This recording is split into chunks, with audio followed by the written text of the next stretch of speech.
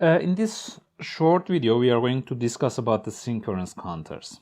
One of the advantages of the synchronous counters is that they eliminate the ripple effect. So they use a common clock for each flip-flop. All the flip-flops within the counter receive the same clock pulse. And they also use a combinational circuit in order to generate the next state.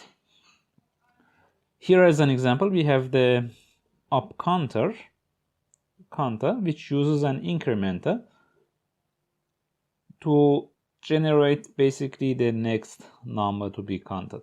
You can see that the clock is connected directly to the flip-flops. Let's say over here we have 4 flip-flops inside to generate the 4 digits that we need, and then the output of the flip-flops are connected to the input of the incrementer. The task of the incrementer here is to add 1 to the current value and then generate the next value. For example, if as input of the incrementer we have 1 0 0 0, if this is the input of incrementer, its output will be equal to this value plus 1. So we will have 1 0 0 1 as the output of the incrementer. And you can see that the output of the incrementer is going to be used as the input to the flip-flops. We will see the details regarding the internal structure of the incrementer in the next slide, but the main idea here is that all the flip-flops receive the same clock. Their content will be updated at the same time, so there will be no ripple effect similar to the ripple counters that we just discussed beforehand. Over here you can see the internal structure of the incrementer as well. So these are the 4D type flip-flops that we had, and you can see that all of them are receiving the same clock signal, so their content will be updated simultaneously at the same time. Then for the incrementer we have one input which is called as count enable. So this is indeed used in order to enable counting or not. If count enable is equal to 1, then the whole counter will be able to count upwards. But if the count enable is equal to 0, the counter should keep its current value. Let us check the two cases. If we assume that the count enable is equal to 0, let's see what happens. Over here we will have 0. Therefore the output of this AND gate will be equal to 0, 0 here, 0 here, 0 here. And then if you look at the XOR gates, one input to the XOR gate for the first one is equal to 0. Over here it's equal to 0. So one input to all the XOR gates will be equal to 0. And the next input to the XOR gate is coming from the output of the corresponding D-type flip-flop. So here we'll have Q0. And then Q0 XOR 0 will give us Q0 itself. And now you can see that the flip-flops will keep their current value. So when enable is equal to 0, counter keeps or holds the current value. Its content doesn't change. On the other hand, if we make enable equal to 1, let's see what happens. Let me just clean whatever I have here.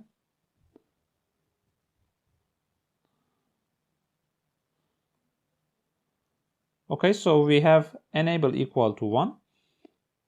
Then we will have 1 here. You can see that one input to the first XOR gate will be equal to 1. Then the other one is Q0. Q0 XOR 1 will give us the complement of Q0.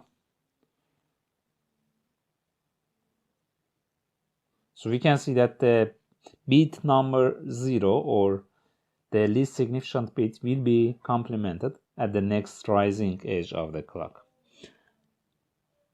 Then over here we have also Q0 as the output of the AND gate. Depending on whether it's 1 or 0, it will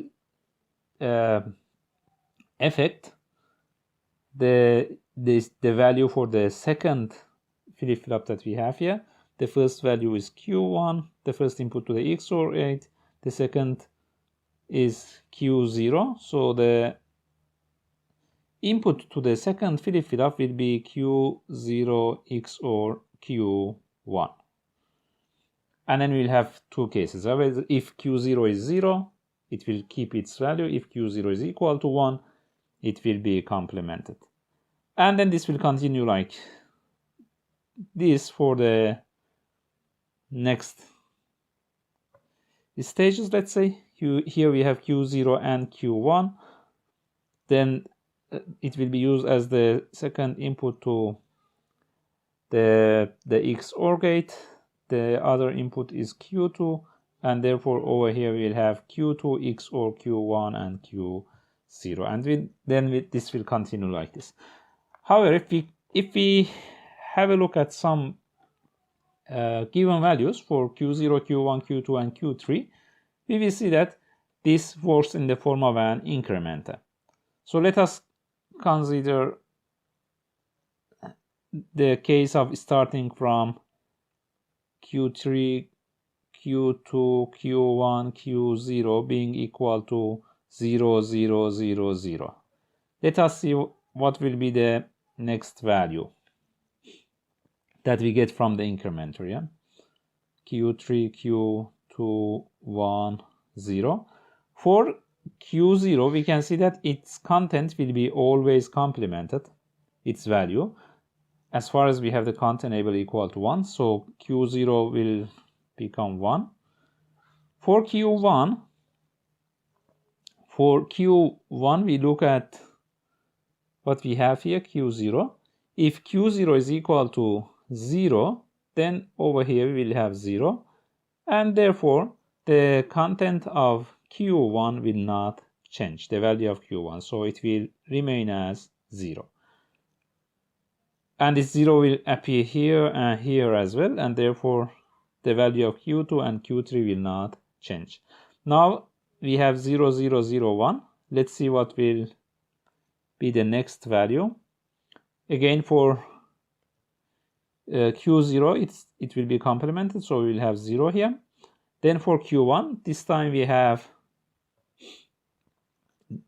1 for Q0. So here we have 1, 1 here, and therefore the output of this AND gate will be equal to 1 over here. So we will have Q1 XOR with 1, therefore the value of Q1 will be complemented. As a result, for Q1 we had 0, now we will have 1.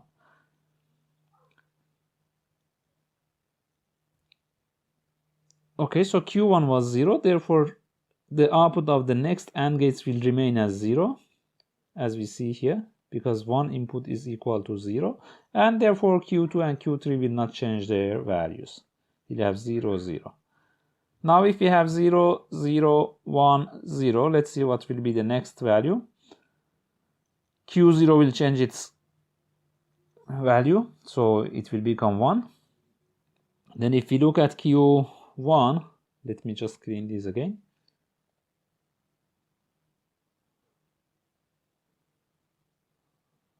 Let us see the values that we have. So Q0 is equal to 0. We have 0, 1, 1 and 0 will give us 0. 0 will be here. Therefore, we will have Q1 here. We will have 0, 0, Q2 and Q3. So Q1, 2 and 3 will not change their values. We'll have 1, 0, 0. And then if we have this as the current value, 1, 1, let us see what happens to the next value. Again, Q0 will be changed. We will have 0 here. For Q1 we have 1 1 1 here, so we have 1. The output of the XOR gate will be not Q1, and Q1 was also equal to 1 already, so this will give us 0 for Q1. And then we have 1 and 1 as the input of the second AND gate. We will have 1 here as the output of the AND gate. Q2 was equal to 0. We have XOR of 0 and 1. This will give us 1. So Q2 will be equal to 1. And then the output of the next AND gate is equal to 0. We'll have 0, 0, and 0. And then this will continue like this. And now you can see that from 0 we will go to 1, then from 1 to 2, 3, 4, and so on and so forth, until we reach the last value, which is 1, 1, 1, 1, and then it will go back to 0, 0, 0. So this is how the incrementer works, and if you use it together with the D flip-flops that are connected to the output of the XOR gates, we will end up with a synchronous counter, which is an up counter. It goes from 0. It could start from anywhere if we just initialize the flip-flops as we wish indeed. So it just continues incrementing the content by 1 at each rising edge of the clock. The main issue that we may face here is the amount of the delay that we might have, because we are using these AND gates one after the other one in the form of series indeed. So one receives the input from the output of the other one, and they are placed in series one after the other one.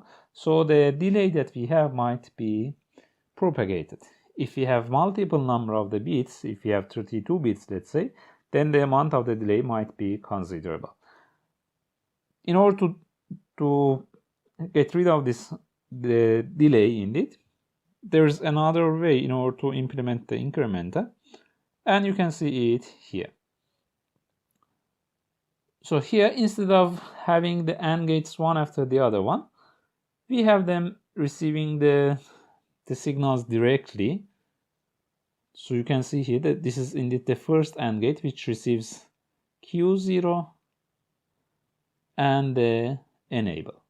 For the next AND gate, we directly passed Q0 and enable. So instead of passing them through the first AND gate, they are passed directly here. And then we have the next input, which is Q1.